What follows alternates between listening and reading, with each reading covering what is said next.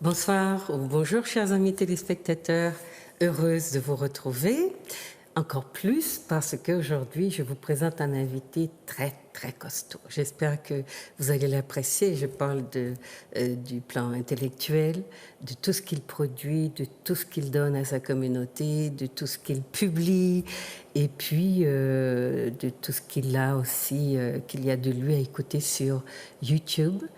Il s'appelle donc Monsieur Hamzat Boukari Yabara. Il est africain-caribéen, historien et spécialiste du panafricanisme. Donc, bonsoir Monsieur Hamzat Boukari. Qu'est-ce que vous voulez qu'on dise plutôt? Boukari Yabara ou... Alors, étant né dans le système colonial français, généralement les gens retiennent Boukari comme mon nom de famille, mais en fait le nom de mon clan familial c'est Yabara. C'est-à-dire qu'au Bénin où je suis né, ma famille est connue comme étant la famille Yabara. Mais le système administratif colonial fait qu'on retient souvent le premier nom, alors qu'en fait c'est le deuxième nom qui est le plus important. Qui est le plus important. Voilà une chose que vous avez déjà apprise d'entrée de jeu. Alors, bonsoir. Bonsoir Juliette Smirali. Alors, donc, je l'ai dit, je suis très heureuse de vous rencontrer parce que je suis vos travaux. J'ai pas amené Africa Yuna, qui est votre œuvre centrale. Ah, vous l'avez. Donc, on va montrer tout à l'heure quelques-uns de vos ouvrages dans un petit diaporama. Mais c'est juste pour vous dire, chers téléspectateurs, que j'ai privilégié de vous présenter beaucoup de nos grands auteurs parce que vous avez dû voir que sur les ondes, dans vos télés, la pensée, elle est monochrome. On invite très peu de nos spécialistes, même si ici, parfois, en Martinique, vous avez des invités qui nous représentent nous-mêmes, mais sur le plan national, vous n'avez pas beaucoup de penseurs, de gens, de spécialistes qui sont invités à dire leur version de la réalité, leur vision et à parler de leurs travaux. Eh bien, je veux juste vous rappeler que nous en avons beaucoup, qu'ils travaillent beaucoup, qu'ils produisent beaucoup et qu'ils ont le souci de leur peuple, même si on a l'habitude de dire que voilà, les intellectuels noirs ne s'occupent pas de leur peuple. Ça n'est pas vrai pour tout le monde. Et surtout, la situation que nous vivons nous oblige, nous, à aller à la recherche de cette documentation, de cette littérature et à l'écoute de ces personnes qui sont très souvent aussi des conférenciers qui apportent, qui nous tiennent informés de l'évolution de leurs travaux. Donc, je vous présente aujourd'hui un grand penseur de plus qui travaille beaucoup, vous allez voir. Et si vous avez l'occasion d'aller sur YouTube, écoutez tout ce que vous n'aurez pas entendu ici, vous l'entendrez en complément sur YouTube. Mais avant de l'interroger directement, je voudrais faire une chose que j'oublie très souvent de faire, mais ça n'est pas de ne pas le vouloir, c'est de remercier l'équipe qui est en place, qui nous permet de vous donner, de vous faire connaître ces personnes, d'entendre leurs analyses et d'élargir aussi le champ de vos connaissances à tous les niveaux. J'essaye de varier aussi les intervenants. Donc, je veux remercier Emmanuel Lamont-Louis qui se donne beaucoup de mal, Yannick, François et Hervé qui sont les techniciens qui nous aident à tenir et qui nous rappellent aussi quand nous dépassons l'heure que c'est l'heure de finir. Mais c'est l'heure de commencer. Et puis, M. Emmanuel Granier, qui a fait l'effort de mettre cette télé au service de sa population notamment. Voilà. Donc, avec ça, posé, je vous rappelle que les livres ou les auteurs que nous recevons ici, ce sont des ouvrages que vous aurez du mal à trouver, sauf à aller en Europe ou en France. Mais il y a ici une sorte de point de vente qui est tenu par M. Clapopo à Rivière-Salée et qui peut vous fournir ces ouvrages. Donc là aussi, vous avez dans la proximité quelqu'un qui peut vous dépanner. Voilà, je vous remercie et puis vous souhaite bonne écoute. Puis n'hésitez pas, comme je vous l'ai dit d'habitude, envoyez-nous vos remarques. Et si vous voulez toucher les auteurs, écrivez à la rédaction. Et puis, ou téléphonez-leur, ou lui, et puis dites-nous ou elle, et dites-nous, faites remonter vos questions ou vos remarques. Voilà. Alors, monsieur Yabara, hein? Je vais vous appeler Yabara, c'est le deuxième. Alors, j'ai mis africain-caribéen parce que, en fait, vous êtes vraiment les deux. Oui, tout à fait. Ma mère est née à Rivière-Pilote en 1954 dans une famille du sud de la Martinique. Et mon père est né au Bénin à la fin des années 40. Et moi-même, je suis né au Bénin. Et donc, ils se sont rencontrés de manière assez intéressante dans ces foyers, ces rencontres africaines, caribéennes de la région parisienne. Et ma mère donc a décidé de suivre mon père et de revenir au Bénin à la fin des années 70 où je suis né. Donc ma mère fait aussi partie de ces Caribéens, Martiniquais qui sont repartis s'installer en Afrique et qui ont fait leur vie en Afrique. Et je ne peux pas dire que j'en suis fier parce que c'est comme ça, mais c'est effectivement un élément important de mon parcours. J'ai grandi au Bénin. Par conséquent, je n'ai pas grandi dans un milieu où être noir était être exceptionnel. Problématique. Vous le dites dans votre etc. texte. D'accord. Et je pense que c'est quelque chose qui joue aussi beaucoup dans ma construction, le fait que j'ai toujours eu ce lien avec l'Afrique, la Caraïbe et mes racines. C'est paradoxal parce qu'ici aussi, nous sommes censés être une majorité de population noire ou afrodescendante et pourtant, les complexes d'infériorité, de couleur de peau, le racisme ambiant est très fort, très virulent. Donc c'est intéressant. En même temps, c'est à interroger quels autres facteurs interviennent ici chez nous qui expliquent ce phénomène quand même, malgré le fait que donc, toutes les majorités ne sont pas majoritaires. Oui, effectivement, on a des majorités qui se retrouvent en situation de soumission, de domination. Je pense que c'est lié tout simplement aux circonstances historiques et à des rapports de force qui ne tiennent pas compte précisément du nombre, mais de la façon dont la société s'est constituée. Exactement. D'accord. Alors, j'ai vu que vous vous êtes spécialisé aussi en sciences humaines, et ça, c'est une chose qu'on entend très très fort dans vos travaux, dans vos conférences, cette aisance que vous avez à parler, à poser toutes les problématiques du panafricanisme, entremêlées à beaucoup de problématiques qu'on étudie en sciences sociales, en sciences humaines, sciences sociales, sur le racisme, sur les rapports entre groupes, de statuts différents, sur la façon dont nos sociétés aussi se sont constituées en termes de rapports de groupe, etc. On entend très fort. Donc vous avez déclaré avoir aussi une formation en sciences sociales, parce que vous êtes historien. Alors c'est un peu compliqué. Au départ, je suis plutôt, on va dire, littéraire pour faire simple. Mes premières études que j'ai faites ont été menées sur le Brésil, en fait à la suite d'un conflit avec un professeur de la Sorbonne qui enseignait l'histoire coloniale, qui n'est pas l'histoire de l'Afrique. Donc à l'issue de ce conflit-là, j'ai décidé de sortir de ce cadre-là. C'est-à-dire que souvent, quand on est africain, on veut apprendre l'histoire de l'Afrique et c'est souvent par l'histoire coloniale qu'on veut nous l'apprendre. C'est ça. Et donc j'en suis sorti et j'ai décidé de travailler plutôt sur l'histoire du Brésil, en m'intéressant à la manière dont le système brésilien avait déjà fait disparaître des minorités locales, donc la manière dont on produit des politiques de génocide à partir du cas brésilien. Et donc j'ai fait d'abord une maîtrise à ce niveau-là, puis ensuite j'ai fait un master en sciences sociales, où je me suis spécialisé en sociologie des religions, notamment les religions afro-américaines.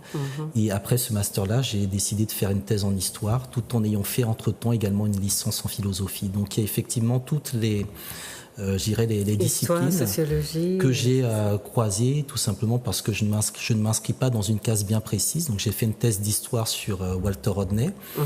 Et à l'issue de cette thèse de doctorat, je suis parti enseigner pendant quelques temps au Canada. Et arrivé au Canada, le type d'histoire que j'avais faite pour les Canadiens, ça correspondait à un croisement entre l'anthropologie et la science politique. Donc je me suis retrouvé à enseigner au département d'anthropologie et au département de sciences politiques de l'Université de Montréal. C'est pour dire que les disciplines, elles sont également, je dirais, historiquement construites, socialement construites, idéologiquement construites, et que l'intérêt du panafricanisme, c'est précisément de faire éclater tout le système qu'on a mis en place pour cloisonner les éléments qui renvoient à notre histoire. Aujourd'hui, on a beaucoup d'Africains, beaucoup d'étudiants qui étudient de manière un peu trop précise ou pointue des éléments de notre histoire ou de nos sociétés. Alors que selon moi, il faut plutôt en avoir une vision globale et comprendre les mécanismes, les liens entre les différents pans de cette histoire pour être capable de mieux les décortiquer. Donc je suis plutôt favorable à une approche globale qui permet de saisir la totalité des choses. Et une fois qu'on a cette totalité, je pense qu'on n'est plus... Entrer dans le micro, faire exactement. Oui. Donc c'était un Mais peu on fait aujourd'hui comme le système le demande, puisque le système a fait déjà sa trajectoire en macro. Et donc il n'a besoin que de personnes comme nous qui fassent... le petit travail de détail. D'ailleurs, nous sommes les petites mains dans l'approche micro-sociologique ou micro-historique de notre histoire pour le système qui n'a pas forcément les yeux et la compréhension de proximité que nous en avons. Donc nous apportons beaucoup d'éléments de proximité à la sphère dominante, qui s'en sert d'ailleurs, comme on le voit. Alors, donc vous avez, vous avez beaucoup d'arc à votre arc, parce que l'histoire est aussi une science humaine, science sociale, je ne sais pas comment vous dites. J'ai vu qu'on enlève science sociale pour mettre science humaine partout. Bon, en tout cas, une science qui est assez centrale dans le projet qui est celui de nous reprendre en main, peut-être. Oui, tout à fait. Disons qu'il y a pour moi deux manières de nous reconnecter avec nos ancêtres. Il y a la foi et la connaissance. Donc la foi, c'est tout ce qui renvoie au spirituel, et la connaissance, c'est ce qui renvoie plutôt au matériel. Et dans mon cas précis, n'ayant pas, on va dire, de troubles spirituels, j'ai estimé qu'il était plus intéressant de m'intéresser à la connaissance par le matériel, donc à l'histoire. Et au fait, en fait, exactement. Et d'autant plus que ces faits, cette histoire-là, permettent de mieux comprendre les enjeux contemporains.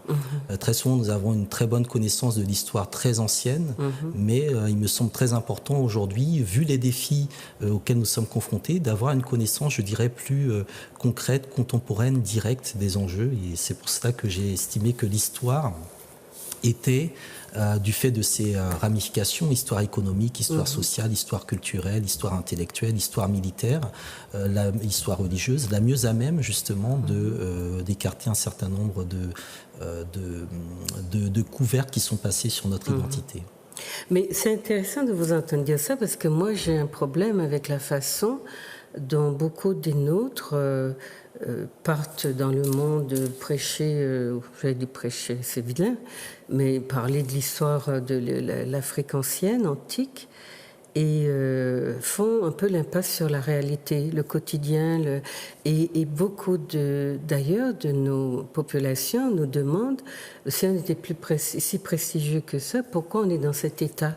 Parce qu'en fait, les recherches qu'il nous faudrait faire, les implications, enfin les sacrifices aussi, en termes de connaissances, peut-être comme on n'a pas de source ni de laboratoire vraiment ciblé, on ne sait peut-être pas comment faire, mais pour beaucoup de gens, il s'agit d'exploiter les écrits des anciens, enfin des professeurs comme Tiakanta, et puis de les vulgariser. Mais on sent bien que le fait que la communauté s'échappe à elle-même aussi vient du fait qu'elle n'a aucun élément de connaissance de soi, mais dans ce que moi j'appelle une connaissance de proximité, qui fait que tous nos petits faits et gestes sont rattachés à un système de savoir, à un système Et puis ça se transmet, j'allais dire, en conscience. On n'a pas ça. Même ici, quand on explore un peu, les gens font des choses depuis des centaines d'années.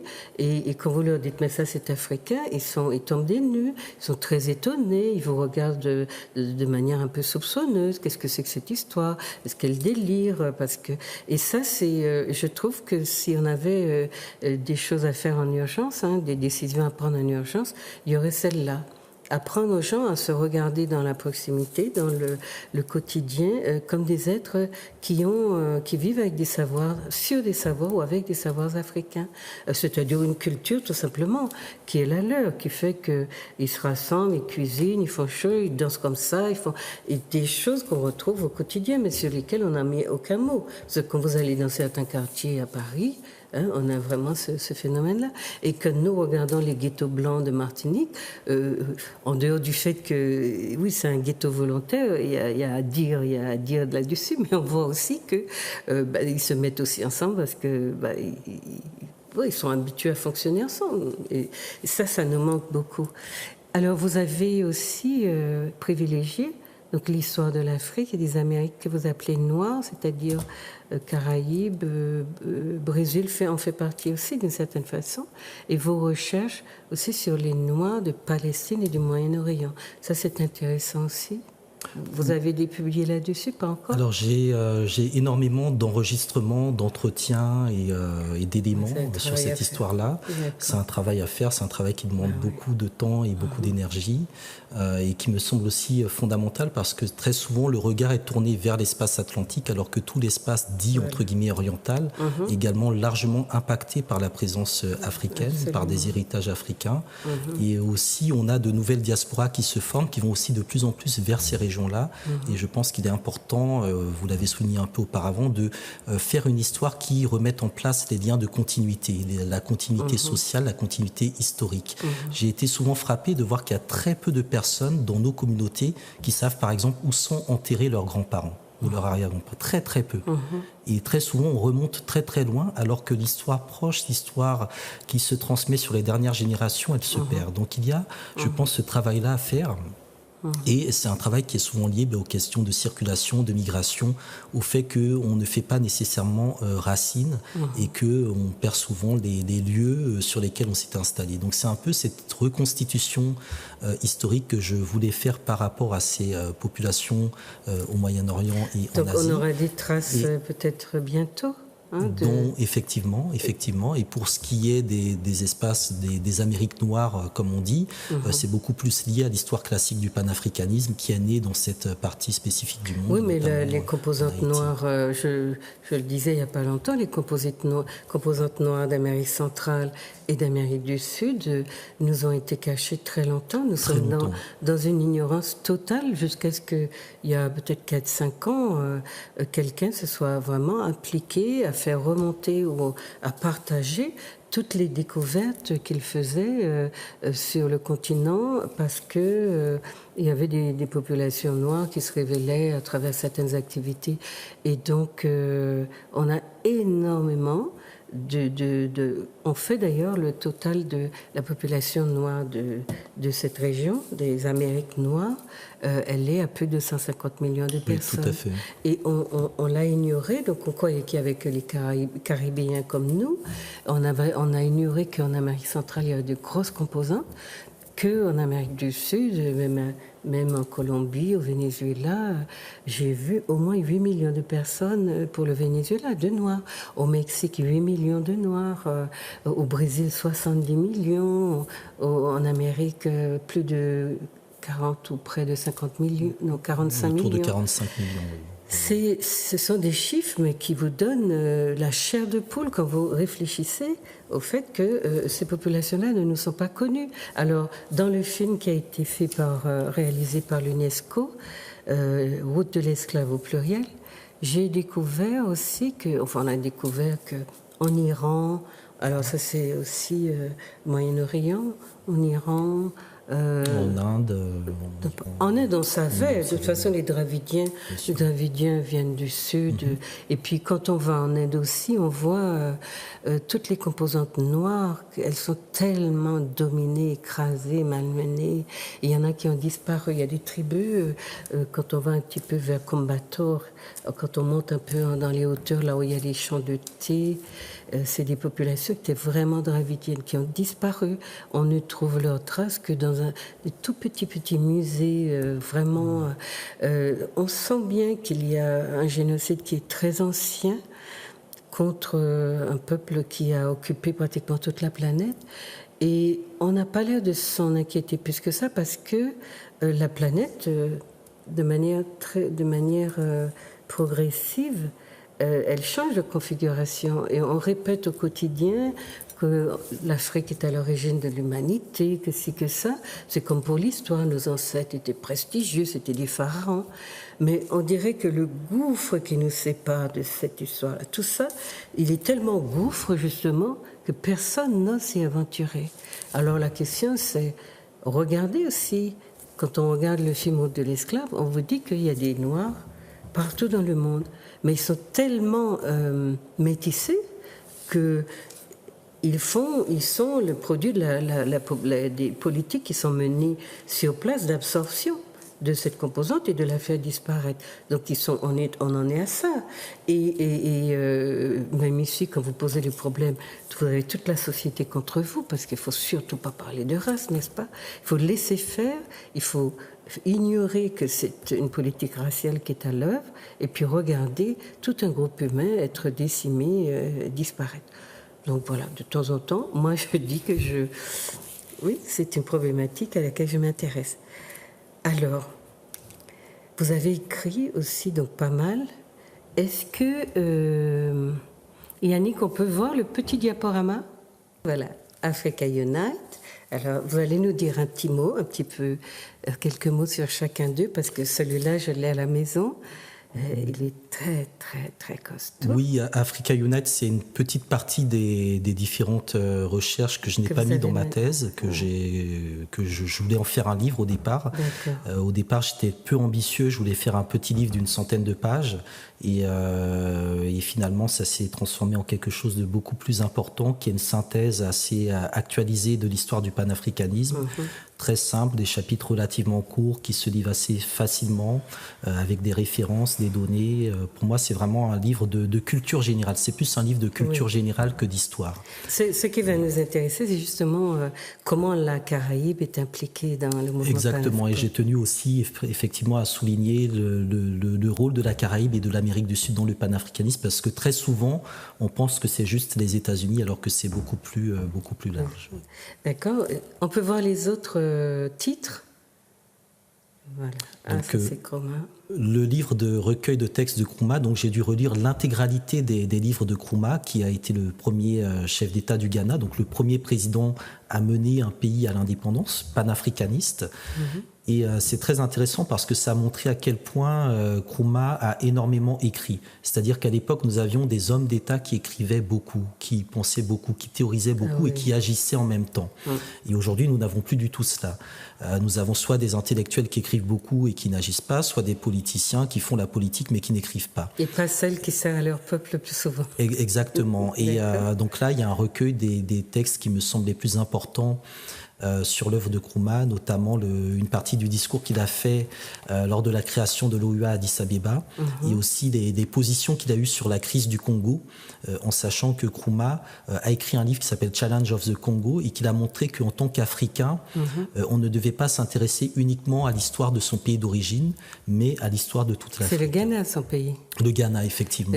C'est chez lui que Webb Du Bois a fini sa vie, et donc quand le Ghana est devenu indépendant, il a mis l'étoile noire de Garvey, et il a accueilli un certain nombre d'Afro-Caribéens et d'Afro-Américains. Webb Du Bois a été son ambassadeur, non? Ambassadeur de son pays. Alors c'est plutôt, il a eu comme conseiller aux affaires africaines Georges Padmore, qui est un personnage très important, mais Du Bois est plutôt venu terminer sa vie au Ghana, on va dire. D'accord, voilà. Parce que je l'ai vu présenté comme ayant été d'accord.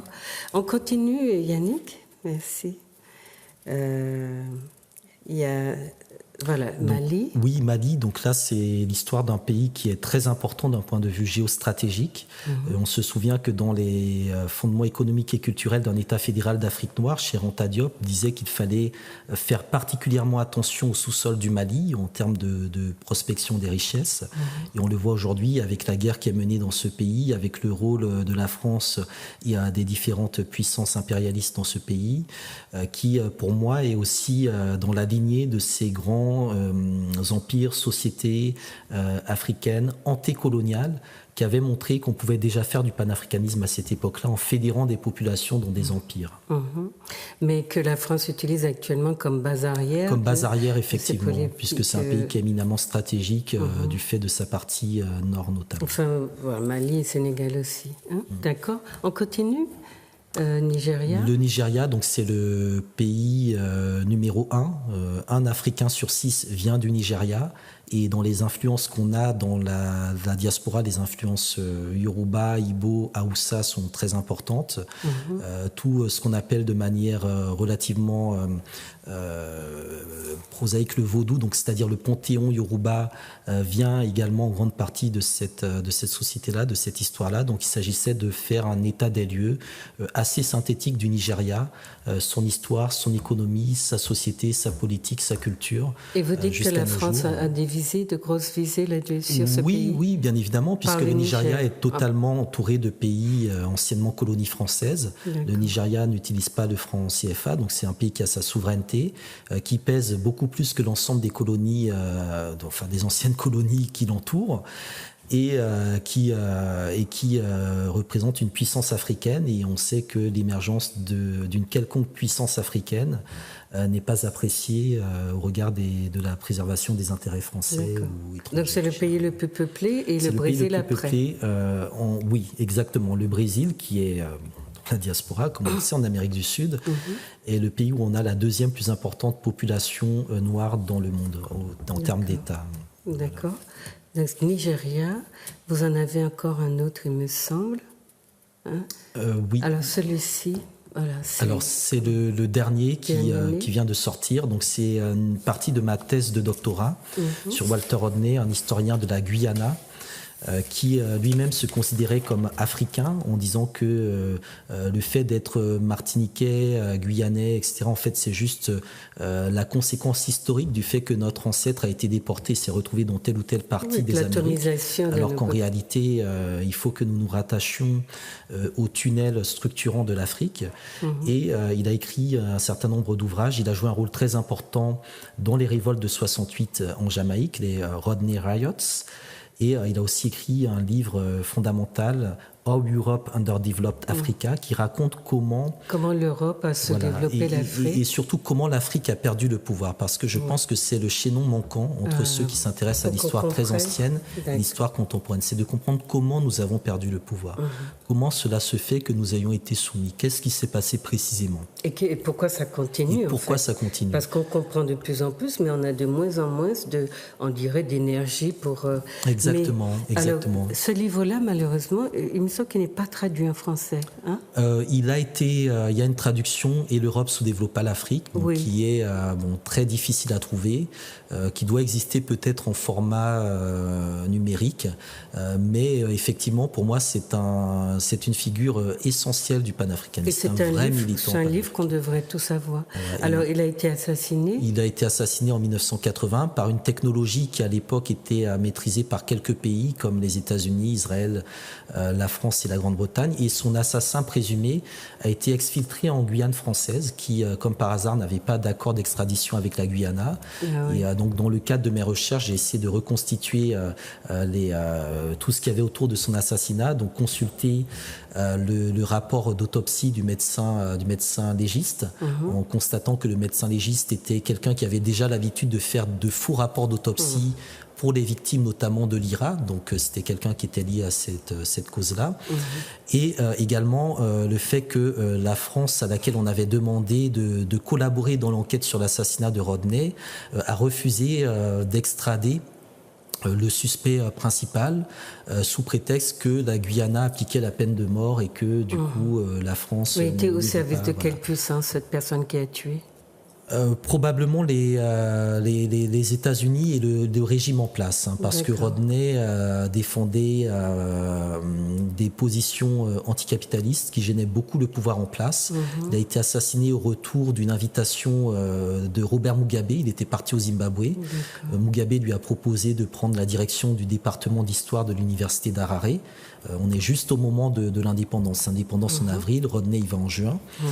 Et Rodney refuse en disant qu'il doit aller encore se battre pour aider son peuple. Il revient dans son pays. Il était sorti clandestinement.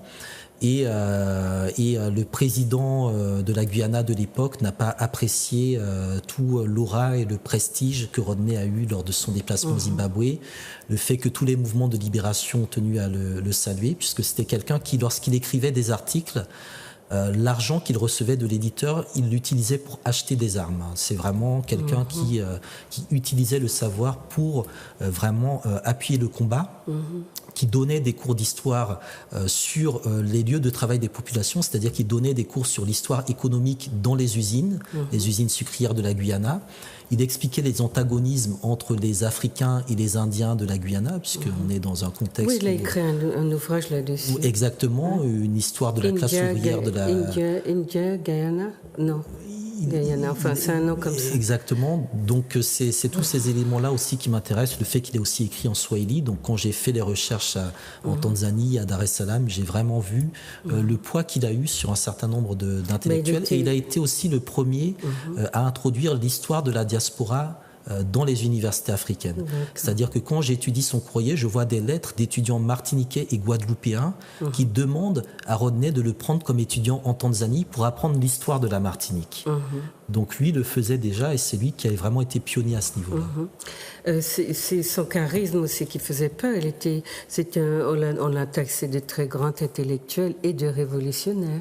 Donc il représentait une sorte de toute façon, on a tendance à essayer de singulariser chaque cas, mais en fait, tous les grands intellectuels, tous les grands chefs d'État qui avaient cette carrure-là ont été carrément éliminés. Je veux dire, à un moment, il faut qu'on arrête de faire dans le détail et qu'on regarde, donc on ait cette vision globale dont vous parlez, et puis se rendre à l'évidence qu'effectivement, tous ceux qui pourraient faire émerger leur peuple sont éliminés. Voilà, c'est une des réalités, chers amis. Il y a beaucoup de choses qu'on n'aime pas entendre, mais voilà, la réalité, à un moment donné, je vous ai dit la dernière fois, à force de se taire, on s'étouffe. Bon, alors, vous avez donc produit votre dernier ouvrage sur Rodney, Walter Rodney, grand intellectuel, grand... Alors, il a écrit pas mal de choses, hein. On vous a donné 2 ou 3 titres, hein, mais il y a, en plus...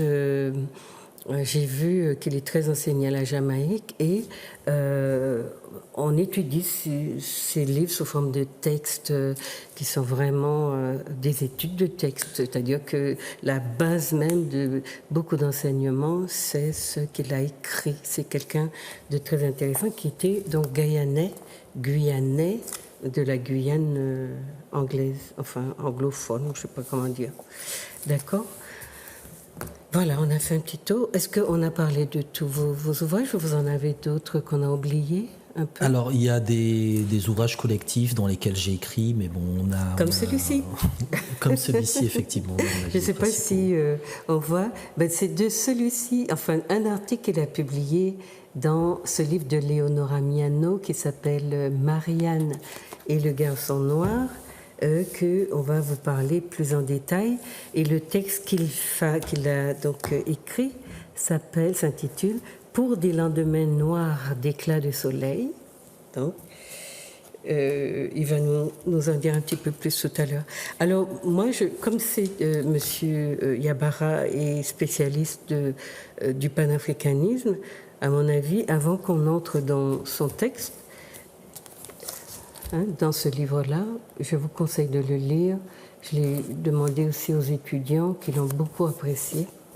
Donc, voilà, prenez le temps de lire ces œuvres. Je vous avais aussi conseillé Une colère noire de Ta-Nehisi Coates, qui est un livre absolument déchirant aussi. Donc n'hésitez pas, quand vous avez du temps pour la lecture, lisez. Ce sont des livres qui se lisent très facilement et qui vous parlent de vous-même. Je sais que beaucoup d'entre vous n'aiment pas qu'on parle de vous-même, mais enfin, voilà. Qui est-ce qui le fera, sinon vous-même ne vous mobilisez pas pour savoir qui vous êtes, d'où vous venez et pourquoi, on a beau dire, on a beau faire, vous êtes toujours les derniers de la classe. Ça a du sens. Alors, vous êtes spécialisé dans le panafricanisme, dont vous dites qu'il a à peu près 2 siècles d'existence et que vous caractérisez de mouvement de libération. Hein? C'est ça? C'est bon, ça. D'accord. Alors, moi, ce qui m'intéresse, c'est que vous allez écouter toutes les conférences de Monsieur Yabara sur YouTube pour comprendre. C'est très complexe, c'est très très riche. Et puis voilà, il dispense des tonnes de savoir dans ses vidéos. Donc prenez le temps chaque jour d'écouter au moins une. C'est très important. Maintenant, ce qui m'intéresse, c'est que donc la France est tout à fait opposée au panafricanisme. Voilà. Qu'est-ce qu'on en fait? On fait de cette opposition, parce que parler de panafricanisme, c'est parler de la déportation des Africains, parler de ce que vous dites, hein, le fait que ce sont ces déportations, ces populations africaines d'origine qui ont construit la civilisation occidentale très largement. Que vous parlez donc de tout ce que cela va induire, comme aussi de parler de panafricanisme, induire comme dynamique, c'est-à-dire réconciliation entre Africains, créer ou trouver un contre-modèle, hein, à celui du occidental, et voir un peu l'histoire, mettre on va dire, se préoccuper davantage de l'histoire contemporaine, parce que le panafricanisme, si ça a 2 siècles d'existence, c'est une histoire moderne, donc ça nous dirait tout ce qui nous manque. Vous parliez tout à l'heure de gouffre, enfin on disait qu'on était dans l'ignorance assez absolue concernant cette partie de notre histoire. Ensuite, vous avez pris des exemples d'Africains qui sont retournés des États-Unis vers l'Afrique, enfin qui étaient des Africains mis en esclavage là-bas, des difficultés qu'il y a eu. Et vous avez parlé, je pense, de réconciliation entre Africains aussi pour cette raison-là, hein, puisqu'on est enculturé dans des sociétés qui changent peut-être aussi notre vision et qui nous fait perdre le sens du communautaire, hein, et des responsabilités qu'on a. Voilà. Donc, dites-nous un petit peu sur tout ça. D'abord, pourquoi, qu'est-ce que ça veut dire quand la France nous dit qu'elle est opposée au panafricanisme?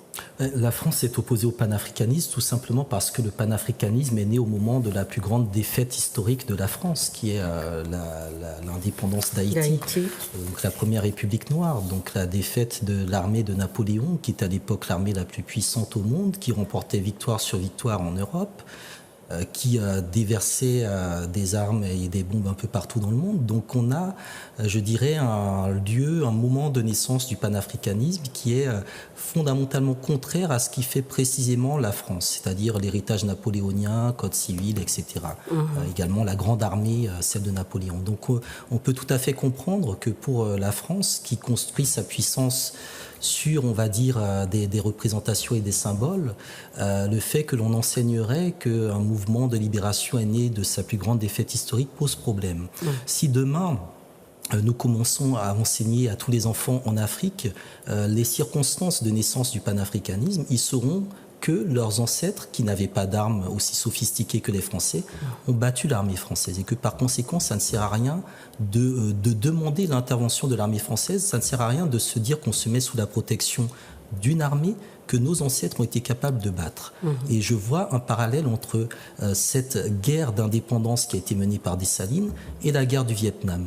La guerre du Vietnam, les Américains ont perdu et plus personne en Asie ne se réclame du parapluie américain en termes de défense. Aujourd'hui, dans nos anciennes colonies, dès qu'il y a un problème, on appelle la France. On reste dans ce mythe d'une France qui est invincible. Et la France, à travers justement la mise sous silence des circonstances historiques de naissance du panafricanisme, maintient le mythe de son invincibilité. Donc c'est pour cela déjà, d'un point de vue fondamental, qu'elle ne veut pas, je pense, voir émerger ce type de recherche, de réflexion et de ce mouvement. D'autre part, il y a aujourd'hui des intérêts bien particuliers qui font qu'il est plus simple de dominer des États africains qui sont divisés, qui n'étaient pas viables dès le départ, qui ont été balkanisés à un moment bien précis de l'histoire, de les dominer économiquement et monétairement via le franc CFA, les accords de partenariat économique et d'autres stratagèmes liés aux multinationales, mais aussi aux petites et moyennes entreprises. Dans le cas, par exemple, du Sénégal, tous les contrats sont gagnés par ce type d'entreprise-là. Alors, ce n'est pas une haine contre les entreprises françaises, mais on doit aussi s'interroger sur le fait de savoir pourquoi des Sénégalais de France ne sont pas capables de gagner des contrats au Sénégal. C'est parce que ça, c'est tout à fait possible. Captif. Ce sont des marchés captifs. Ce sont des choses qui sont totalement verrouillées. Oui, mais c'est vrai aussi chez nous. Ce sont des marchés captifs. Oui, tout à fait. Dans le cas également linguistique, on voit bien tout ce qui est lié à cet héritage-là et le fait que le panafricanisme, il y a un consensus notamment pour faire du swahili la langue continentale. Et on sait qu'il y a une guerre linguistique qui vise précisément le swahili en Afrique centrale, et, donc le français ou l'anglais contre le swahili. Donc il y a ces éléments-là aussi dont il faut tenir compte. Et ensuite, il y a un certain nombre de réseaux d'allégeance. Il y a une France-Afrique à tous les niveaux. Il y a aussi une France-Afrique académique dont on ne parle pas suffisamment et qu'il faut aussi démasquer, puisque c'est elle qui est, je dirais, le laboratoire de tout ce qui se fait ensuite sur le terrain.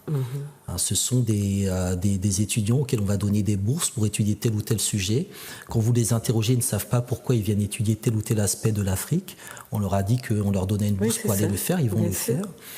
On a également Monsieur Macron a bien sélectionné une série de, je ne sais pas s'ils sont universitaires ou pas, mais pour l'aider à mieux comprendre le continent dans le cadre de la francophonie. Voilà, on a un certain nombre d'éléments qui font que la France n'est que puissance que parce qu'elle se repose sur cet ancien empire colonial dont et parce que les Africains ne refusent pas de faire ce qu'on leur demande de faire contre leurs intérêts. Peut-être parce qu'ils ne connaissent pas ces intérêts-là. Parce qu'ils ne connaissent pas ces intérêts, parce qu'ils ne sont pas éduqués, parce que ce sont des histoires qui ne sont pas enseignées, parce que nous n'avons pas d'école de politique africaine, nous n'avons pas d'école d'économie africaine, nous n'avons pas d'école de géostratégie africaine. Moi, j'ai été pour les 50 ans de l'OUA à Addis Abeba, j'ai fait un discours. J'ai expliqué un certain nombre d'éléments, qu'il était inadmissible que nos forces armées ne soient pas idéologiquement formées. Il n'est pas normal qu'on en soit encore à se faire former sur la défense de nos intérêts par des puissances étrangères. Pareil sur les questions de rapport. Elles étaient étrangères et désintéressées, mais justement, elles vous apprennent à vous battre comme elles veulent pour pouvoir défendre leurs propres intérêts. Mais on n'a pas dans notre peuple les questions stratégiques. Donc l'idée d'une unité africaine pour les Africains, par les Africains, il n'y a pas que la France qui la craint. Je pense que beaucoup d'autres ensembles c'est un phénomène. Et donc c'est déstabilisé. Il y a cette déstabilisation est faite ou passe par le biais d'Africains qui eux-mêmes soit ne comprennent pas, n'ont pas une vision globale, soit ne comprennent pas, ou alors soit il leur importe peu de continuer à être dominés du moment qu'en tant qu'individu, on leur donne un peu de visibilité. L'Europe est en train de s'écrouler aujourd'hui. Ce qui reste à l'Europe, c'est d'être une sorte de puissance de valeur. Donc le projet de l'Europe, c'est d'imposer ces valeurs un peu partout dans le monde pour que le monde soit européen. Et on a vu aujourd'hui qu'il y a les amis de l'Europe, même l'Europe demande aux gens de dire qui sont quel est leur ami. Enfin, il y a là des projets, mais des trucs complètement puérils qui montrent qu'il s'agit de redorer le blason de cette institution et à travers elle, celle de tous les pays européens qui c'est vrai, sont en fin de cycle, mais qui ont de la ressource pour essayer de rebondir, notamment à travers leur langue. Mais on a beau nous dire la francophonie, elle reste quand même on va dire... voilà, une sorte de précaré des intellectuels noirs, éventuellement, parce que les peuples parlent de moins en moins ces langues-là. À la langue, c'est quoi? On va vers une Afrique où une élite, une petite élite, va être avec les puissances étrangères dans l'esclavagisme de leur propre peuple, et ça va être ça le modèle de société qui attend le continent, qu'on attend, qu'on peut espérer sur le continent, ou qu'on peut craindre de voir se développer sur le continent. Je veux dire. Je suis d'accord que les histoires de stratégie n'ont pas beaucoup préoccupé les gens, mais c'est vrai que il faut commencer par un bout. Alors, qui va le faire? Comment? Est-ce que le panafricanisme se pose cette question-là?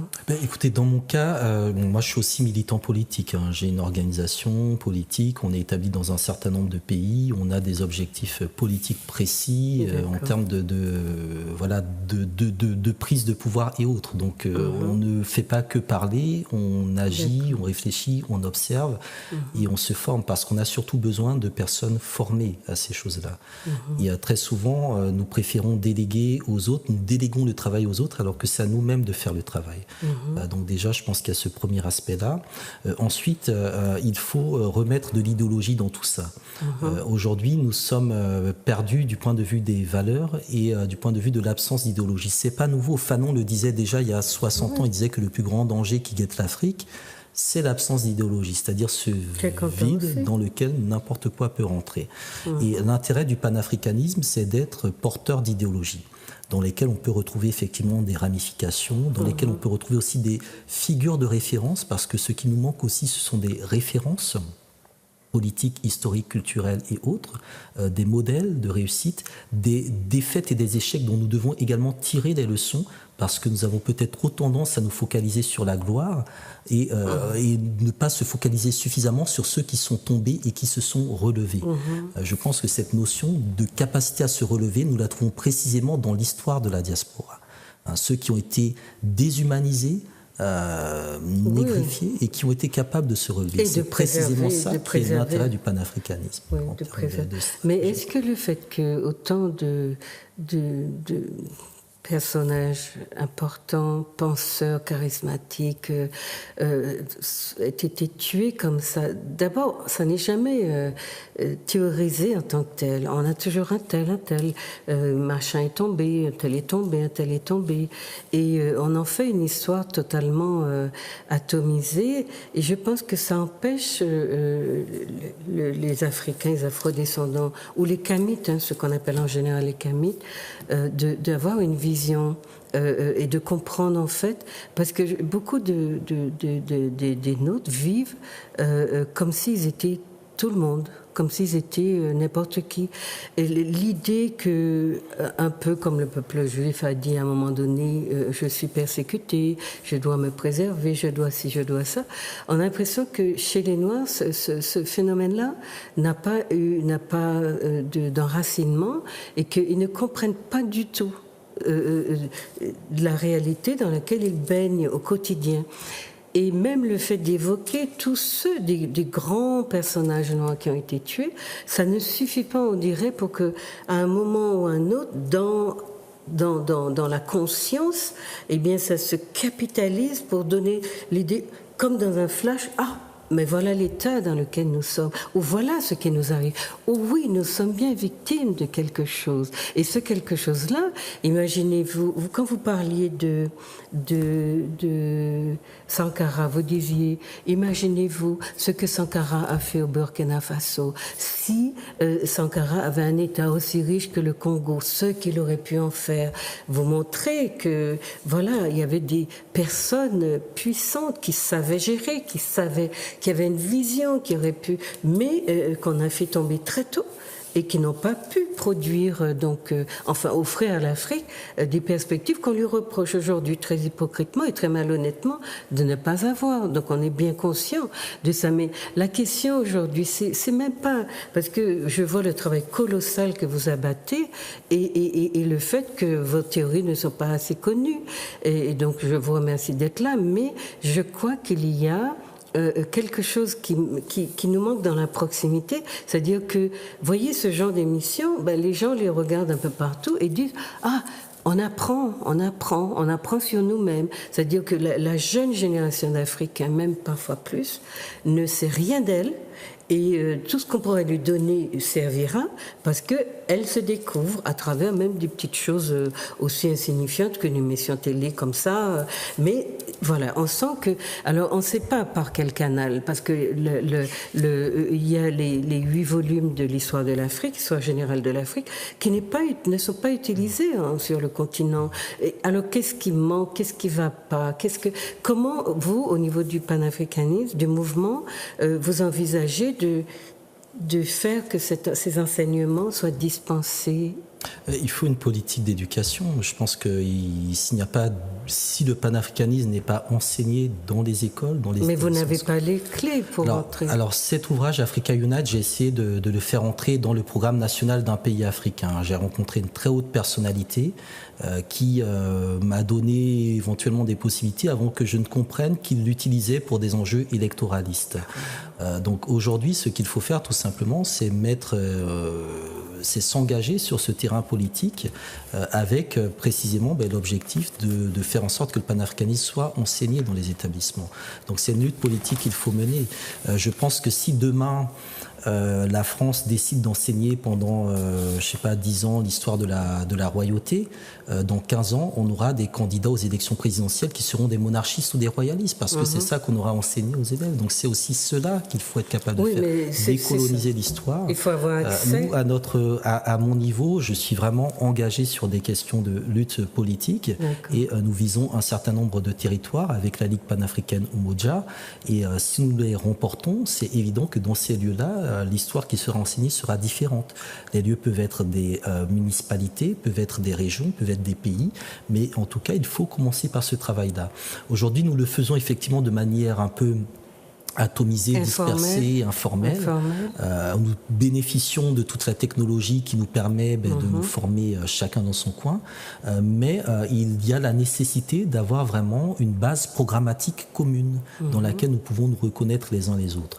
C'est-à-dire que les Africains de Martinique, de Guadeloupe, du Brésil et autres précisent quelles sont leurs doléances, quels sont les points sur lesquels ils souhaitent que leur situation soit abordée, qu'on revienne peut-être aux traditions de congrès panafricains où on fait les états généraux de notre situation un peu partout au moment T et on décide quelles vont être les actions qu'on va mener par rapport à cela. On a la question de la décennie des personnes d'ascendance africaine. Oui, là aussi, ce sont différents champs ou cadres institutionnels qui existent. Il y a des mouvements également qui militent pour passer par des formes de référendum. Je n'y crois pas trop. Pour moi, c'est vraiment une question de politisation de nos sociétés, de construction de bases programmatiques. Et le panafricanisme a déjà fait ses preuves. C'est-à-dire que le panafricanisme a déjà été au pouvoir. Dans le cas du Burkina Faso, les 4 ans de Sankara ont été des années où le Burkina a connu... Il a expérimenté véritablement un modèle. Ça a marché. Et ça a marché. Donc aujourd'hui, c'est bien pour ça qu'on l'a éliminé. Oui, mais aujourd'hui, il faut recréer des laboratoires. Et il faut le faire dans des cadres d'organisation et non plus dans des cadres, je dirais, d'individus ou d'individualité. Parce qu'il y a aussi des problématiques d'ego, de leadership qui, à mon sens, sont contre-productives. Donc c'est à travers les organisations, c'est à travers justement la formation des prochaines générations qu'on peut créer quelque chose qui, à mon sens, pourra résister aux attaques impérialistes. L'Amérique du Sud, à un moment, a eu une vague de révolutions à gauche. Aujourd'hui, c'est des révolutions à droite. Mais néanmoins, il y a eu cette période d'ouverture. Et les mouvements noirs ont beaucoup joué dedans. Ils ont souvent été les premiers en tête et généralement, parfois, les derniers récompensés. Donc là aussi, comme d'habitude. Donc là aussi, ce sont des choses. Écoutez, toutes les inventions. Obama a été élu par les Noirs aux États-Unis, mais c'est bien évidemment les derniers qui ont profité. Au contraire, ils se sont fait il faut aussi, je pense, établir nos priorités et y réfléchir en sachant que il est nécessaire, je pense de plus en plus qu'il y ait aussi un mouvement panafricain à l'échelle européenne, parce que l'Europe est en train de changer. Les Européens sont très préoccupés de leur évolution démographique, et je pense que c'est un moment où il faut être aussi présent sur ce terrain. Mais ils surveillent celle de l'Afrique de manière très... Non, mais en même temps, moi je crois que l'idée que les Noirs sont atomisés, sont partout, un peu partout. Les Noirs sont atomisés, mais ce qu'il faut faire, c'est trouver l'aimant commun qui permet de les ramener dans un tunnel. Et j'ai l'impression que ça enlève, ça fait perdre un petit peu le sens du groupe, la notion d'intérêt commun. Vous parliez d'ego, on a beaucoup de gens qui font un travail peut-être très intéressant dans la communauté, mais on a vraiment l'impression que chacun est un petit pape ou une papesse et que, voilà, comment on met tous ces gens-là ensemble? Moi, je dirais que chacun doit faire le mieux qu'il peut dans le domaine qu'il maîtrise le mieux. Oui, voilà, mais on n'a pas de contrôle sur ce qui se dispense, se divulgue aussi. Enfin, bon, il y a des fonctionnements, à mon avis, qu'il nous faudra interroger, mais bon, je voudrais qu'on avance pour vous, que vous disiez un petit peu ça, que vous parliez du livre, parce que il y avait tout ce que vous avez énuméré dans les questions, par exemple, sur l'unité africaine, les questions identitaires, les questions raciales, tout ce qui peut nuire justement à cette démarche de cohésion. Vous avez pris tous les exemples des plus grands, vous avez cité beaucoup Benito Sylvain, qui a aussi beaucoup œuvré pour la cause après ou pendant Marcus Garvey, etc. Il y a eu tout ça, je ne sais pas, c'est vrai que ces gens-là ont laissé des supports qu'on peut utiliser, mais là aussi, on est dans des connaissances en dents de scie. Très peu de personnes, aujourd'hui encore, connaissent l'œuvre de Garvey. Oui, mais parce qu'il faut précisément réintégrer la connaissance dans le quotidien des gens. C'est pour ça qu'il faut une base programmatique, il faut que ça ait un sens. C'est-à-dire qu'il y ait par exemple un CV panafricain. C'est quoi l'apport du panafricanisme sur un CV? Comment on réussit sa vie à travers cette idéologie? Quels sont les éléments, les critères, les étapes Oui, mais moi on est bien d'accord sur ça. C'est comment on pénètre dans le système, ou comment on arriverait éventuellement à faire que dans le système éducationnel actuel, on ait la possibilité de faire, parce que... Mais le système éducatif n'est que la continuité du système politique, donc c'est le système politique qu'il faut changer. Et ici en France, on enseigne la gloire de la République parce que c'est la République. En Angleterre, c'est la gloire de la monarchie qu'on enseigne à l'école parce que c'est la monarchie. Donc c'est le système politique qui détermine le système éducatif, et nous sommes dans un système politique fondamentalement colonial, y compris dans les pays africains dits. Absolument. Mais la question, c'est... alors, voilà, il faut laisser passer quelques générations. Comment ça se fait? Non, je pense qu'il y a un substrat. Il y a quand même, du point de vue, entre guillemets, démographique, de grosses attentes de la part de la jeunesse sur le continent. Je dis bien sur le continent. Dans la diaspora, je vois de plus en plus des associations d'étudiants africains qui se reforment, qui se réidentifient à l'Afrique, qui voient aussi de manière assez paradoxale et ambiguë l'Afrique comme une terre d'opportunité. Donc il y a aussi toujours cette idée. C'est ce qu'on leur a présenté, vous voyez, ils sont dans le discours dominant. C'est-à-dire qu'ils reprennent le discours dominant vis-à-vis de l'Afrique. Donc tout cela, je dirais qu'il faut y trouver des alternatives solides et crédibles, et ça passe principalement par la construction de modèles politiques, économiques et sociaux concrets sur le continent. Mais est-ce que vous ne croyez pas que le fait que nous, on étale tout sur les ondes, dans les médias... Oui, pour moi, je pense je pense que nous n'avons pas suffisamment la culture du huis clos. Non, mais tout le temps, quand je vois tout ce qui se dit, n'importe qui peut faire quelque chose. Ça veut dire que, alors que les autres avancent à couvert, dans la communauté kamite noire, on est à découvert, mais alors... Il n'y a pas un seul... On n'a pas l'impression que les gens se soucient de cette nécessité du huis clos, parce que chez nous, on dit « toutes affaires nous déroulent ». Et on a l'impression que les gens ne comprennent pas. Mais ça rejoint ce que vous disiez tout à l'heure. il n'y a pas de démarche stratégique ou de préoccupation en termes stratégiques dans nos rangs. Premièrement, parce qu'on n'a pas écrit. Quand vous dites aux gens que chez les Européens, ce sont des choses qui s'apprennent, ils ne veulent pas le croire. Il y a un département d'études de polémologie. Il y en a eu beaucoup en France, plusieurs. Et il y a au moins une région de France qui a préservé ce département de polémologie, qui publie. Et la polémologie, c'est quoi? C'est l'art de la guerre. C'est à l'université que c'est enseigné. C'est un département de l'université. Polémologie, l'art de la guerre.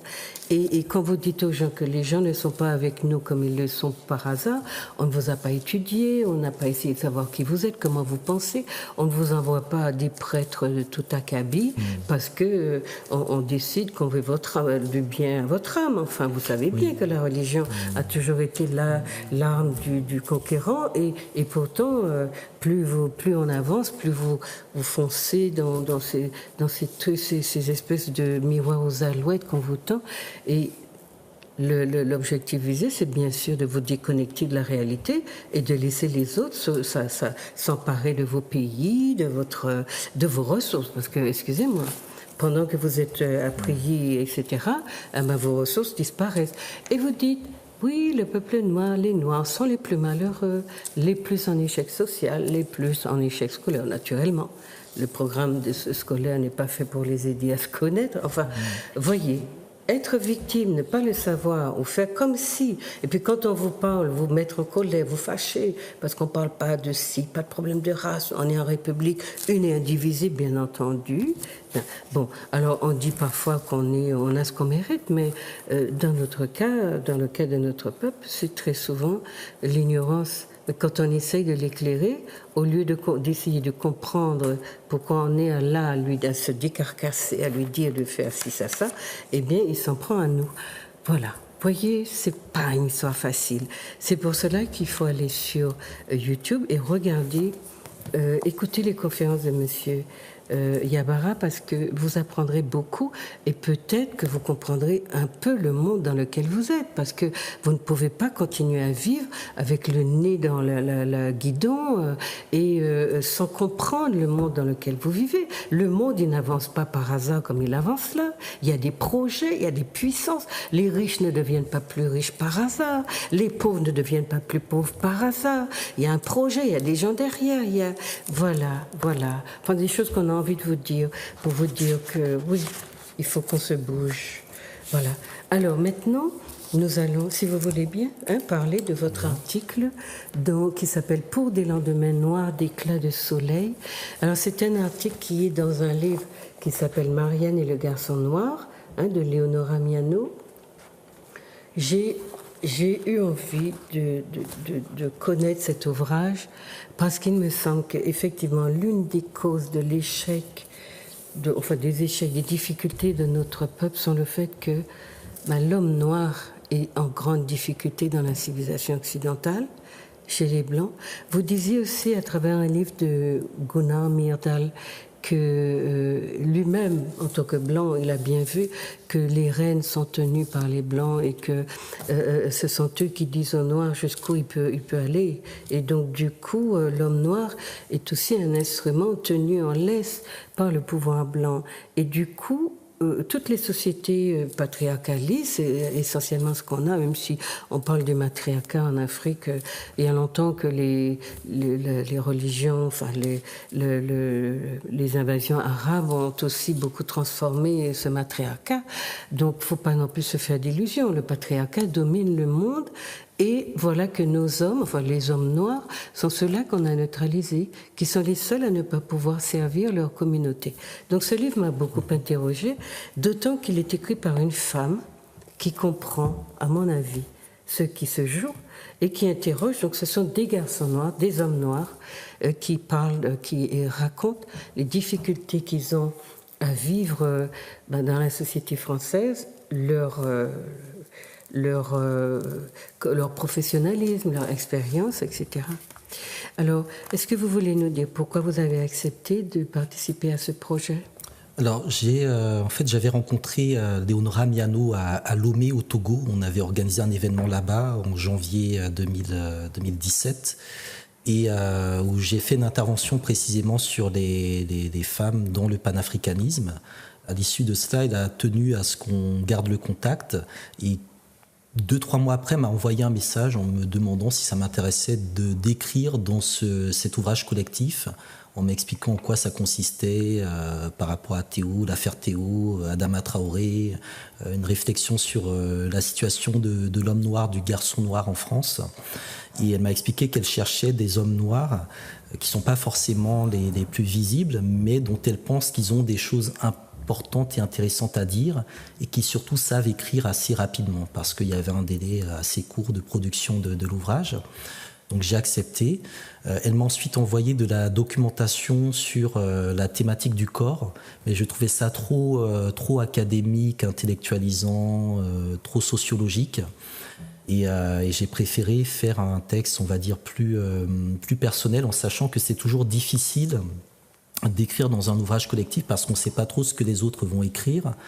Donc il y a beaucoup de choses que j'aurais pu dire que je n'ai pas souhaité mettre dedans, tout simplement parce que je ne tenais pas non plus à me dévoiler intégralement. Donc c'est plus un témoignage, une contribution, une réflexion, où il y a des éléments autobiographiques, aussi des éléments, on va dire, ou des références académiques et bien évidemment des prises de position politiques.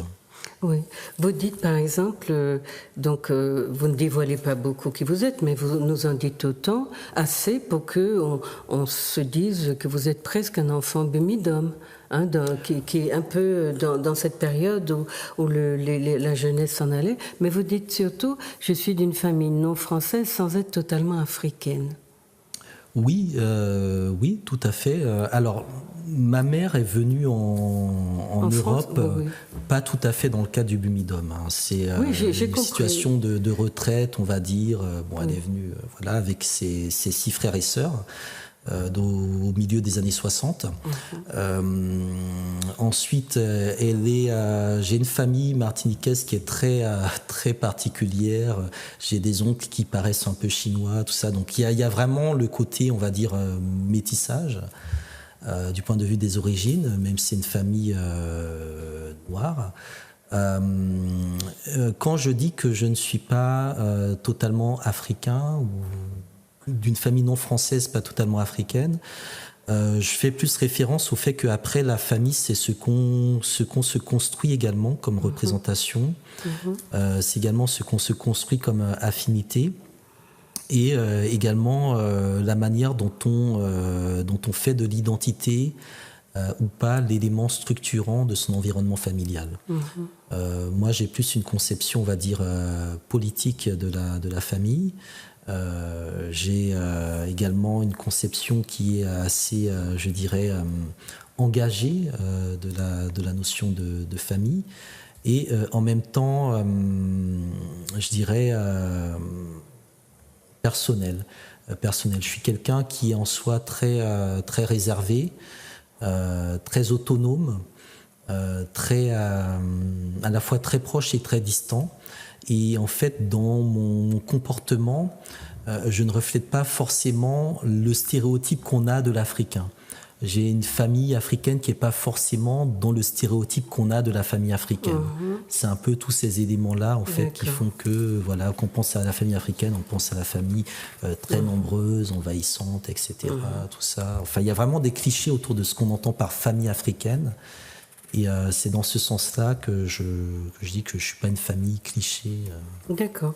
Non, mais donc en dehors de ça, c'était l'idée que ça se passe dans les années 60, même si vos parents, votre mère ne quitte pas le pays dans le cadre de cette politique de déportation au carré. Oui, déportation, oui. Eh bien, les conditions que vivent les Afro-Caribéens en France rejaillissent un peu sur ceux qui sont là. Vous parlez à un moment de foyers de travailleurs immigrés, de chambres de bonne, etc.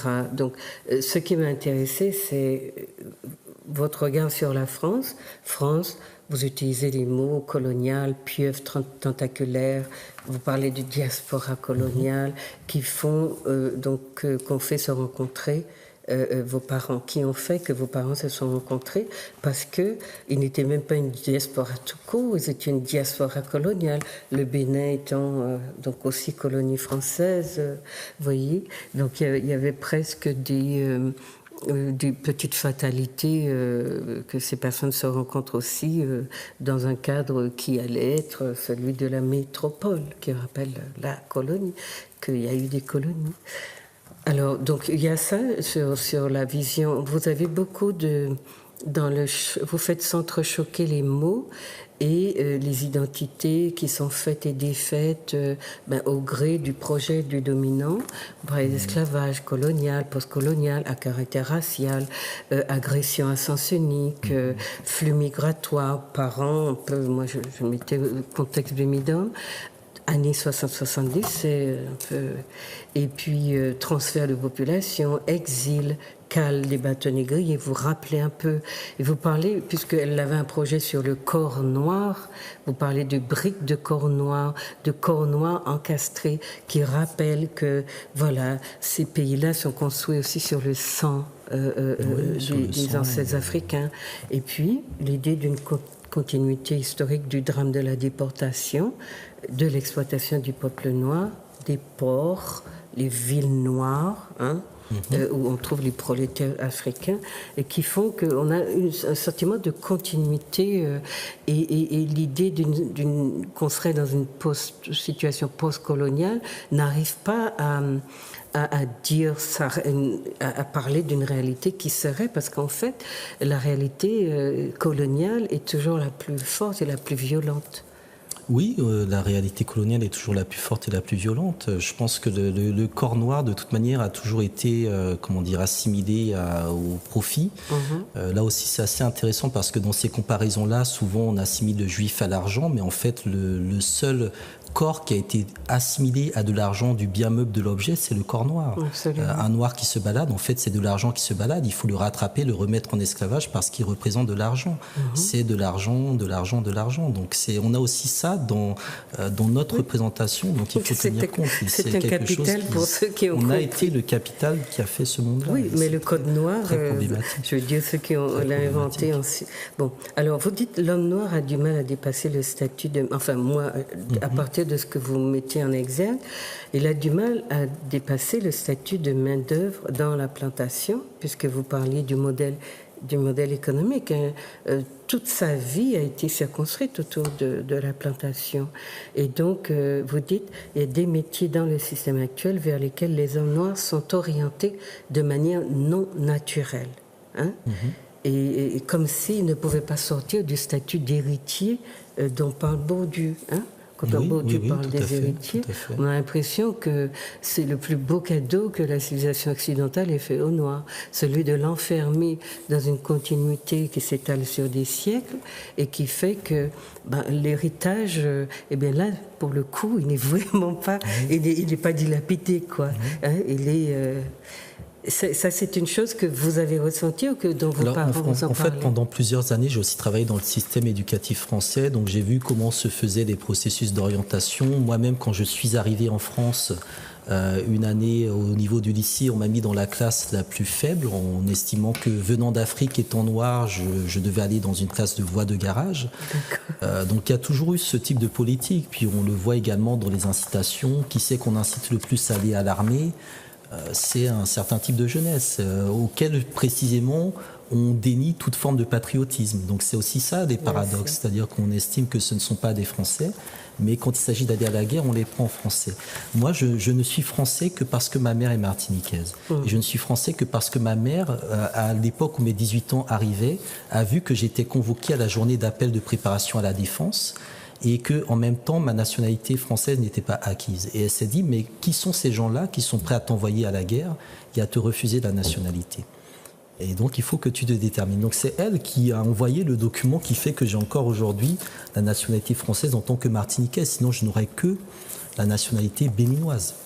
Donc, ce sont aussi, je dirais, des stratagèmes qui sont faits pour placer les Noirs dans des situations d'inconfort qui leur font accepter n'importe quoi dans des conditions de mendicité. Et dans le contexte académique, c'est pareil. J'ai refusé, voilà, je vis très bien aujourd'hui, mais j'ai refusé des propositions qu'on m'a faites où je voyais très bien que je ne serais que le larbin de personnes qui maîtrisent 10 fois moins bien ce que je sais faire. Donc c'est évident qu'au bout d'un moment, on est toujours dans cette volonté de nous mettre dans une situation de mendicité perpétuelle. Et donc au bout d'un moment, il faut être capable de sortir de cela et de s'organiser différemment. Et on veut que vous soyez donc une mendicité par rapport au papier, une mendicité par rapport aux questions économiques, une mendicité par rapport à des formes de reconnaissance dont on n'a pas besoin en réalité. Oui, parce que même quand on vous dit, voilà, qu'on vous donne une chance d'advenir dans le système, quand vous regardez les gens qui sont appelés à donner leur avis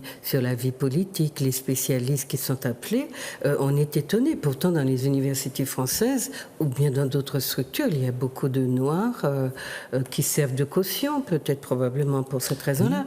Et vous ne les voyez jamais dans l'espace public, dans les télés, dans les médias, invités comme spécialistes, proposant des analyses, comme les autres le font. Les Blancs sont systématiquement les seuls référents. C'est pour ça que je vous disais en début, chers téléspectateurs, que vous avez l'impression que seuls les Blancs savent penser, puisqu'il n'y a que vous voyez dans ces grands débats-là. Donc voilà, il y en a chez nous aussi. Donc il faut...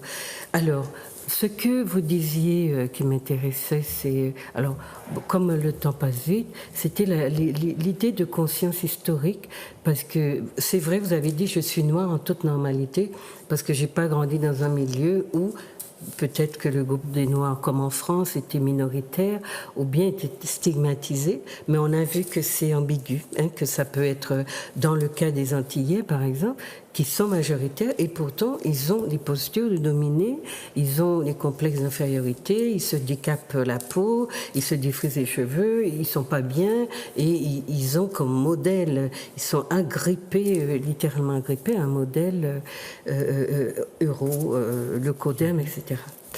Donc dans les années 90, vous êtes à un moment clé de votre vie, vous découvrez Césaire, oui, tout à fait. Vous découvrez Fanon. Vous voulez nous en parler un peu ?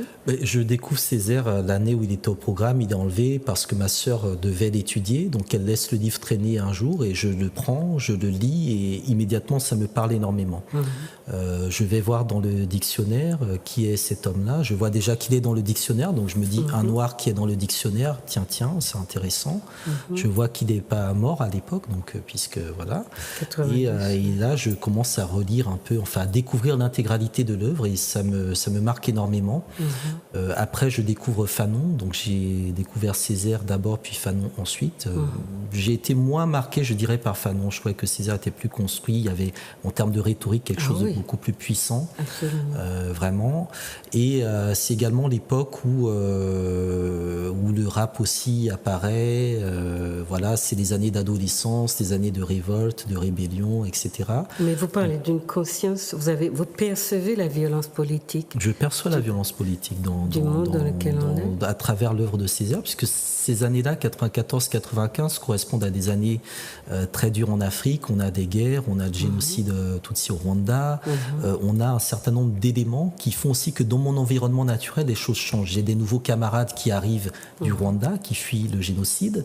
J'ai une partie de ma classe qui disparaît parce qu'en 94, il y a eu la dévaluation du franc CFA. Donc tout a augmenté, tout a été multiplié par 2. Donc généralement, quand ça se passe comme ça, on enlève les filles de l'école. Donc voilà, il y a des choses qui évoluent dans mon environnement. Et puis je lis Césaire, qui m'ouvre justement à cette géopolitique, le discours du colonialisme, le discours sur le colonialisme, qui m'ouvre à Bandung, qui m'ouvre à ces thématiques-là. Et là, je me dis que c'est vraiment quelque chose de très fort et qui me rattache vraiment à une conscience historique.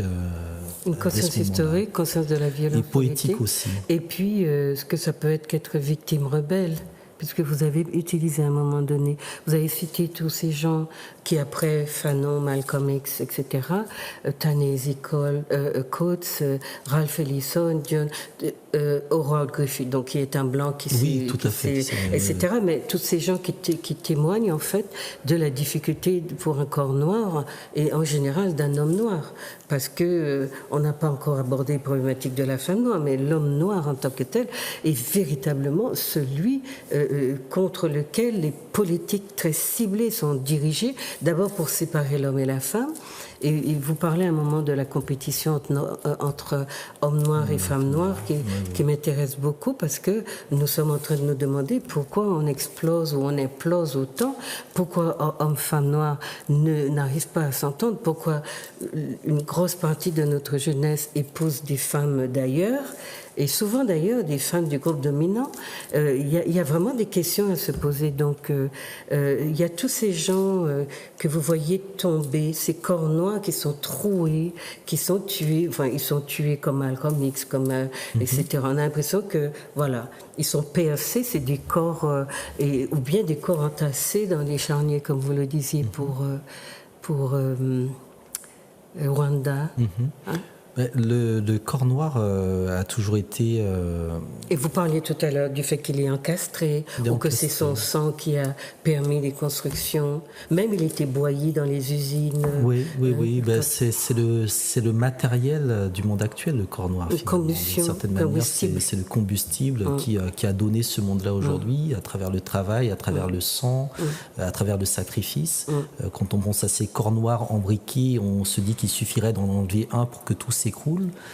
Ces corps noirs. On a la vision du navire, de la cale du bateau négrier. Exactement. Donc tous ces éléments-là aussi qu'on a retournés contre nous également.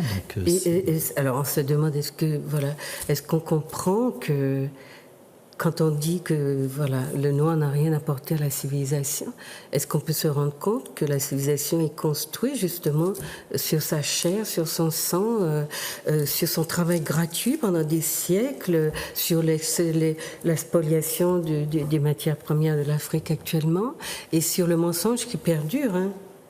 Le mensonge perdure, oui. Parce que les femmes là-bas qui se blanchissent désespérément, les hommes qui sortent de leur continent pour aller épouser, et les femmes qui vont épouser, enfin, c'est un...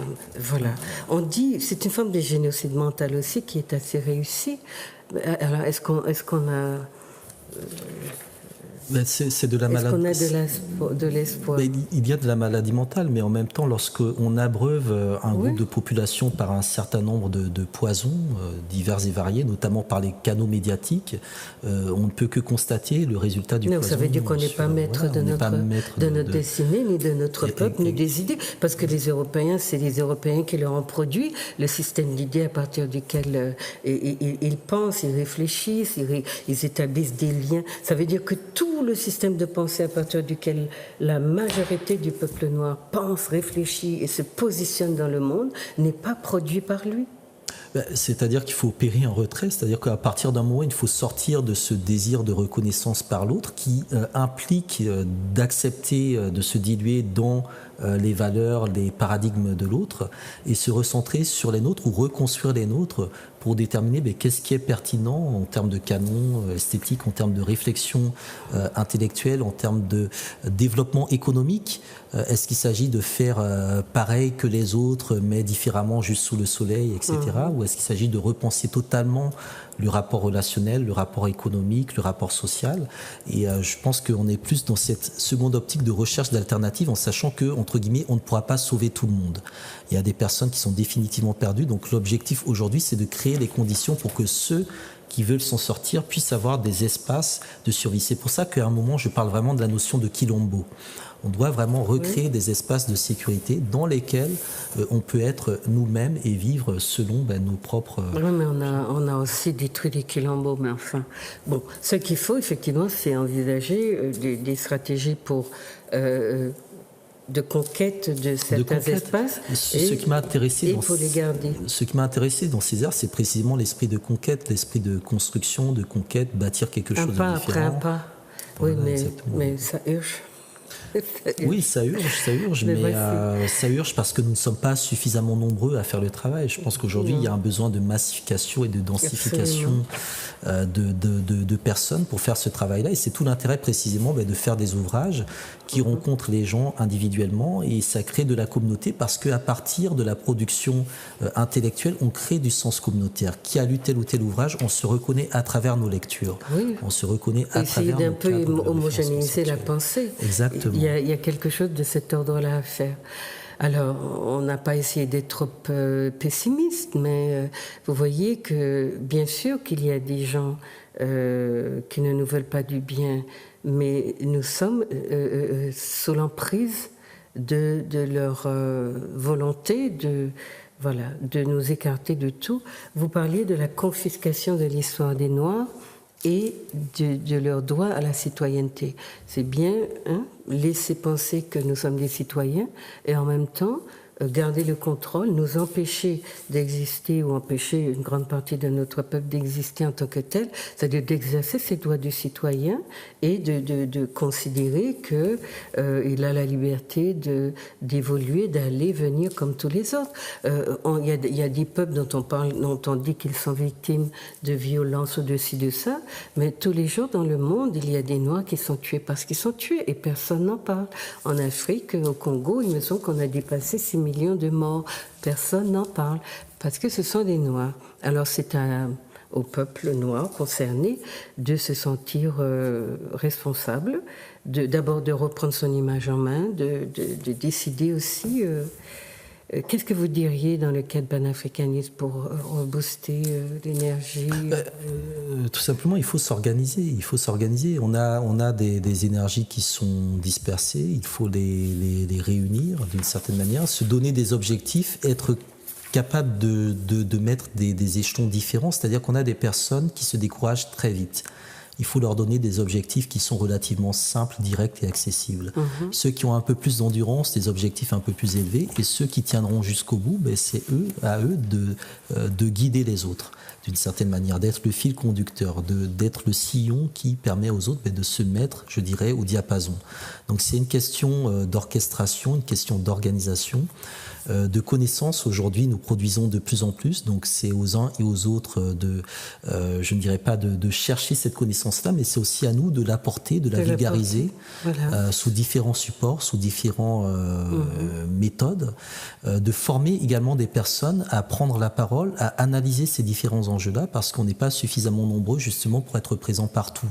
Et ceux qui sont en face le savent très bien. Et c'est par rapport à cela qu'on doit aussi se positionner.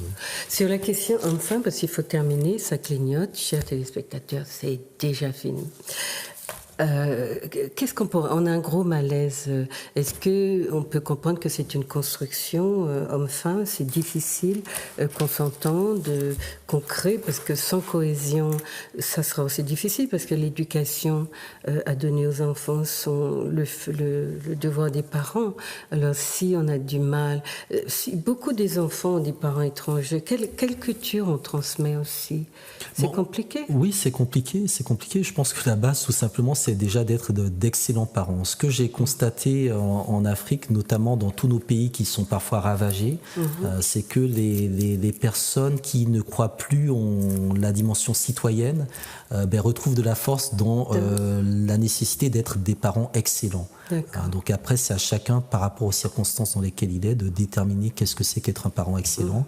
Mais effectivement, selon moi, c'est de transmettre son héritage, son histoire, sa culture à ses enfants. D'accord. Alors, chers téléspectateurs, puisque c'est fini, je vous rappelle ce livre-là, Marianne et le garçon noir, et le texte de M. Yabara. Vous parle, il y a aussi une vision de ce que, soi-disant, Obama avait changé dans le monde noir, toutes nos illusions, le fait aussi qu'on court après toutes les carottes qu'on nous tend sans réfléchir vraiment, et peut-être en faisant parfois beaucoup de colorisme, parce que nous n'avons pas compris que voilà, tout le monde n'est pas parce qu'on est noir ou parce que, etc., qu'on est dans une perspective de lutte, et même pas de s'opposer aux autres, mais de s'asseoir soi, un univers qui fasse exister une civilisation kamite, noire, tout ce que vous voulez. Voilà. Vous voulez dire un petit mot à nos téléspectateurs, parce qu'on a fini. Oui, je voudrais juste remercier les téléspectateurs de Raison Pratique et également vous remercier pour l'accueil. Je pense que la Martinique est un territoire très important. Ça reste pour nous un territoire à décoloniser dans le projet panafricaniste, ou en tout cas à réafricaniser d'une certaine manière. Et je n'ai aucun doute sur le fait que on va y arriver. Ça prendra peut-être du temps, mais on va y arriver. Oui. Bon, il y en a africanisation qui est là, c'est seulement que nos anthropologues ne font pas leur travail, ethnologues, etc. Voilà, chers amis, vous avez beaucoup d'autres choses à apprendre de M. Yabara. Allez sur YouTube, regardez, prenez le temps. C'est tellement riche et tellement rempli de savoir que vous allez en apprendre encore beaucoup plus que cet après-midi ou ce soir. Ça dépend si vous regardez l'émission en rediffusion. Je vous remercie d'avoir été là, d'avoir été attentif. Faites remonter vos remarques si vous le voulez et puis passez de bons moments et à bientôt.